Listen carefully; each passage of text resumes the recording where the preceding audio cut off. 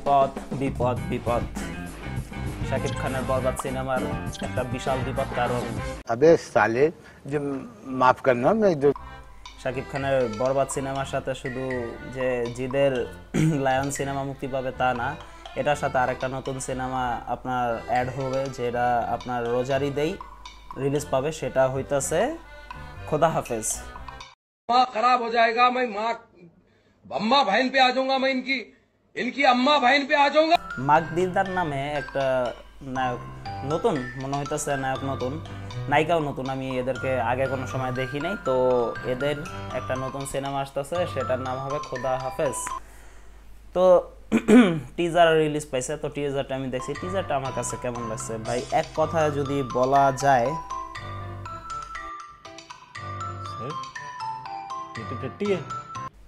তো এই সিনেমার টিজার আসলে কি কারণে এরকম লাগছে আমার কাছে, সর্বপ্রথম সবথেকে বাজে লাগে এই ডায়লগটা, হাওয়া ছাড়া চলে না যেমন দুনিয়ার দম,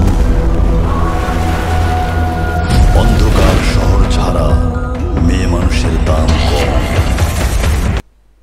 এটা দিয়ে এই ডায়লগ দিয়ে শুরু হয় এই টিজার। তো এই ডায়লগের পরে এই যে ব্যাকগ্রাউন্ড মিউজিকগুলা দেখেন ভাই,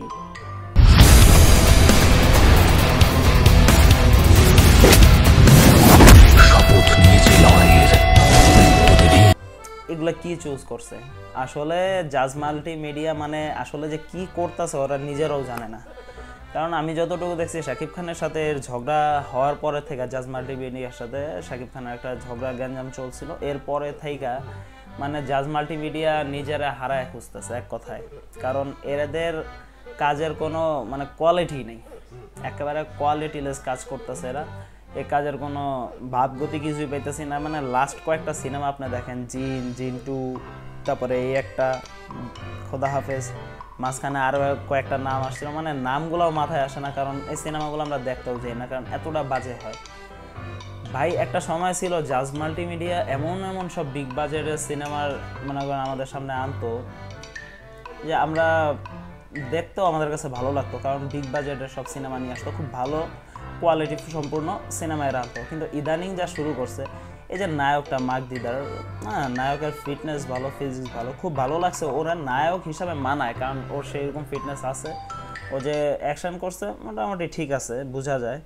কিন্তু ভাই ওরা যে ডায়লগ ডেলিভারি দিছে ভাই, এর মুখের ভিতরে কি গুটকা বা পান কিছু ছিল?